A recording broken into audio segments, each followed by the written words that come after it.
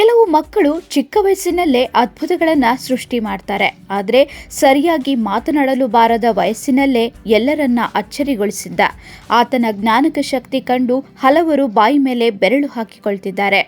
ಈತನ ಜ್ಞಾನ ಕಂಡು ಹಲವು ಸಂಸ್ಥೆಗಳಿಗೆ ಪ್ರಶಸ್ತಿ ನೀಡಿ ಗೌರವಿಸಿದೆ. ನಮಸ್ಕಾರ ಎಲ್ರಿಗೂ, ನಾನು ನಿಮ್ಮ ಲಕ್ಷಿತ್ ಚೇತನ್. ನಾನು ಕರ್ನಾಟಕದಲ್ಲಿ ಮ್ಯಾಪಲ್ಲಿರೋ ಎಲ್ಲ ಜಿಲ್ಲೆಗಳ ಹೆಸರು ಹೇಳ್ತೀನಿ. ಸ್ಟಾರ್ಟ್.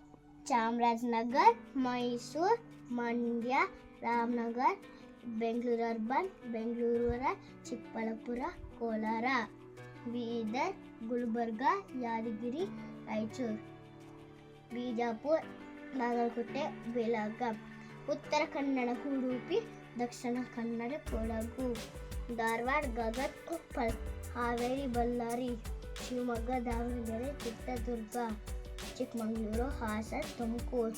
Very good. ಹೌದು, ಸಾಧನೆ ಎಂಬುದನ್ನು ಹಲವರು ಮಾಡಿರುತ್ತಾರೆ. ಆದರೆ ಈ ಸಣ್ಣ ವಯಸ್ಸಿಗೆ ಹಲವಾರು ಸಾಧನೆ ಮಾಡಿ ಅಪಾರ ಗೌರವವನ್ನು ಪಡೆದುಕೊಂಡಿದ್ದಾನೆ.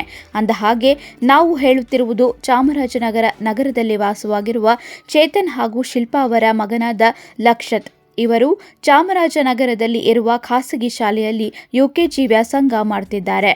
ಜ್ಞಾನಪೀಠ ಪ್ರಶಸ್ತಿ ಪಡೆದ ಕವಿಗಳು ಯಾರ್ಯಾರು? ಕುವೆಂಪು, ದ ರಾ ಬೇಂದ್ರೆ, ಶಿವರಾಮ್ ಕಾರಂತ, ಮಾಸ್ತಿ ವೆಂಕಟೇಶ ಅಯ್ಯಂಗಾರ್, ವಿಕ್ರು ಗ್ರೋಕ, ಕಿವರ್ ಅನಂತ ಮೂರ್ತಿ, ಗಿರೀಶ್ ಕಾರ್ನಾಡ್, ಚಂದ್ರಶೇಖರ ಕಂಬಾರ. ಗುಡ್. ಈ ಬಾಲಕ ನಮ್ಮ ಕರ್ನಾಟಕ ಭಾಗದ ಜಿಲ್ಲೆಗಳನ್ನು ಗುರುತಿಸುತ್ತಾನೆ. ಜ್ಞಾನಪೀಠ ಪ್ರಶಸ್ತಿ ವಿಜೇತರ ಹೆಸರುಗಳನ್ನು ತಿಳಿಸುತ್ತಾನೆ. ಶ್ಲೋಕಗಳನ್ನು ಹೇಳ್ತಾನೆ, ವಚನಗಳನ್ನು ಹೇಳ್ತಾನೆ, ಬಣ್ಣಗಳು, ಪ್ರಾಣಿಗಳನ್ನು ಹೇಳ್ತಾನೆ, ರಾಜ್ಯಗಳ ಹೆಸರುಗಳನ್ನು ಹೇಳ್ತಾನೆ. ವಿವೇಕಾನಂದ ಅವ್ರದ್ದು ಒಂದು ಥಾಟ್ ಹೇಳು. Everything is easy when you are busy, but nothing is easy when you are lazy. ಯಾರು ಹೇಳಿದ್ರು? ಸ್ವಾಮಿ ವಿವೇಕಾನಂದ. APJ ಅವ್ರದ್ದು ಒಂದು ಥಾಟ್ ಹೇಳು.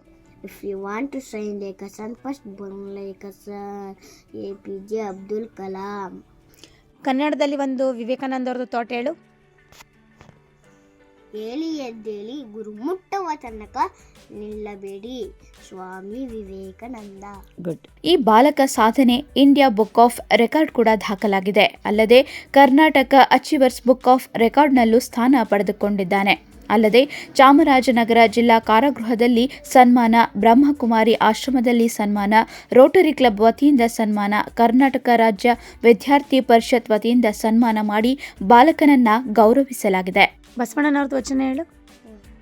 ಕಲಬೇಡ ಕೊಲಬೇಡ, ಖುಷಿಯನ್ನು ನುಡಿಯಲು ಬೇಡ, ಮುನಿಯಬೇಡ, ಅನ್ಯರಕ್ಕೆ ಅಸಹ್ಯ ಪಡಬೇಡ, ತನ್ನ ಬಣ್ಣಿಸಬೇಡ, ಇದಿರ ಅಲಿಯಲು ಬೇಡ. ಇದೇ ಅಂತರಂಗ ಶುದ್ಧಿ, ಇದೇ ಬಹಿರಂಗ ಸುದ್ದಿ, ಇದೇ ನಮ್ಮ ಕೂಡಲ ಸಂಗಮ ನಡೆಸುವ ಪರಿ. ಮಕ್ಕಳಿಗೆ ಮೊದಲು ಮನೆಯೇ ಮೊದಲ ಪಾಠಶಾಲೆ, ತಾಯಿಯೇ ಮೊದಲ ಗುರು ಎಂಬ ವಾಕ್ಯದಂತೆ ಲಕ್ಷತ್ ಬಾಲಕನಿಗೆ ತಾಯಿಯಾದ ಶಿಲ್ಪಾ ಅವರು ಮೊದಲ ಗುರುವಾಗಿದ್ದಾರೆ.